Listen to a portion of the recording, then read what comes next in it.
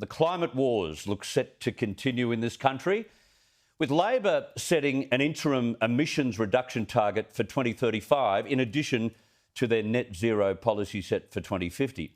Now, the opposition energy spokesman Mark Butler falsely claims it'll take Australia 146 years to reach carbon neutrality under the Morrison government's policies.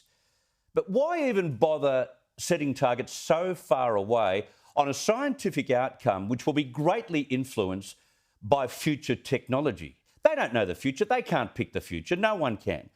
Who'll even be in power by 2035, let alone 2050? Tonight, the member for Hunter, Labor's Joel Fitzgibbon, will present a speech on this topic to warn his party against making a familiar climate policy own goal. I caught up with him a short time ago. Joel, what do you think about this interim target set by the party? I don't believe opposition parties should set medium-term targets, Chris. I think it's a mistake. I don't believe opposition parties have the guidance and advice available to them to determine what is an achievable outcome which doesn't do harm to the economy and to jobs. The proposition I'll be putting to the Sydney Institute tonight is that once a target is set for a given commitment period, then it remains the target for all of the period, regardless of whether there is a change in government. And then eventually, if the new government comes across the opportunity to renew at the end of the commitment period, then they would be expected to follow the same guidance and advice from the department, from the relevant agencies, as did the former government. And if you think about what's gone on in the last 15 years in this country in terms of technology, and then you forecast what's going on in the next 15 years leading up to 2035, you are a magician. We've got no idea what might happen and what might be added to the equation. That's right, Chris. The pathway to 2050, where we support the net zero emissions target, is anything but linear. We've already seen new technologies come online in the last 10 years, and many more will come online in the next 10 years and beyond. The idea of locking in the medium-term target that the government's required to do under the agreement Malcolm Turnbull signed in Paris is to give certainty to investors and therefore their capacity to create jobs, and to ensure that people investing in technologies and innovating in new and different areas have that certainty as well. And Chris, I'll also say tonight that I believe that carbon constraints or carbon taxes, whatever you'd like to call them, are very much a 20th century solution to what is now a 21st century problem. Business hasn't been waiting for the warring politicians. They've been moving regardless of us.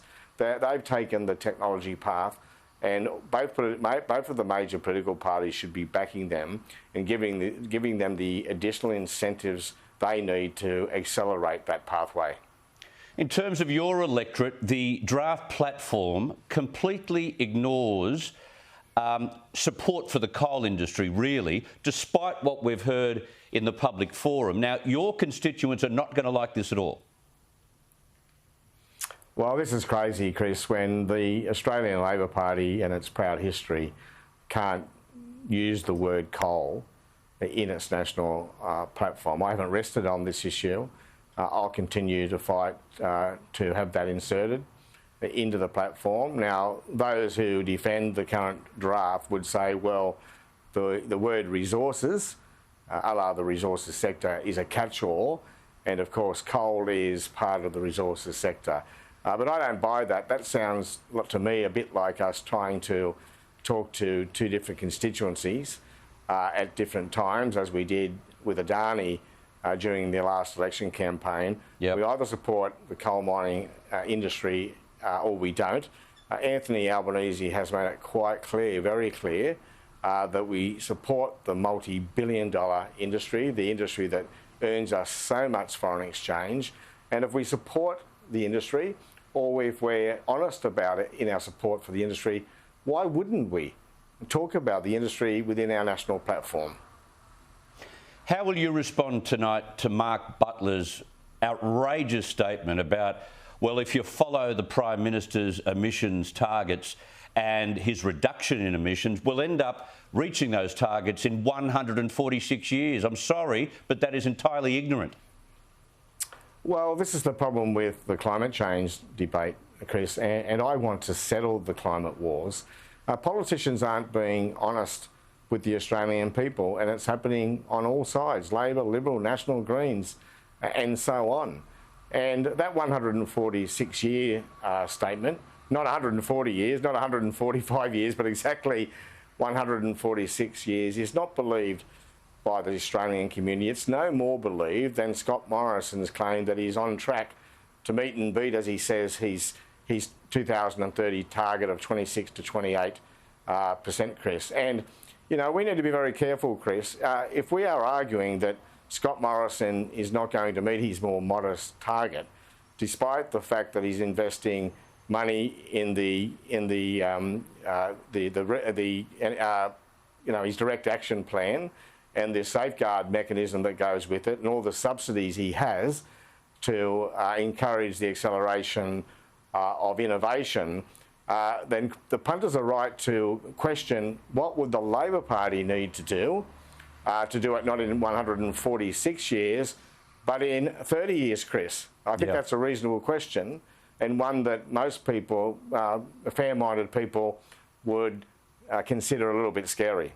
And this is why, Joel, I think you and I share the view that we're seeing a little bit of deja vu here. We're seeing questions that will be asked of Anthony Albanese because of the targets he's about to set.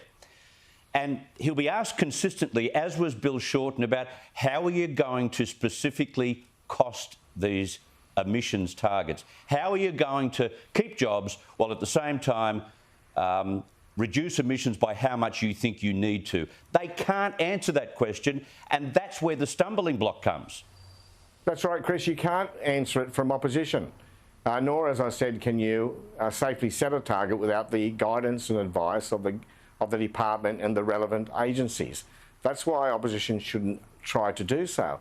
What we need is some bipartisanship. I know, sadly, that Scott Morrison doesn't want to end the climate wars because they've helped him win the last 3 elections. I get that. The Greens certainly don't want to end them because that's their main narrative and how they raise their money. But it's certainly in Labor's interest, and it's certainly in the country's interest, to put the climate wars behind us, because the warring is doing damage to our international standing, and it's not doing much to help the climate. And of course, Labor can have the best climate change policy in the world, but it doesn't mean much if it stays in the top drawer after every election. We can say with certainty that Scott Morrison is achieving more on climate change than the Labor Party is, because we are still in opposition. And part of the proposition I'll put tonight is the idea of taking the certainty or continuity on the medium-term target, which should be set in concrete, to the next step, and suggesting a wartime-like cabinet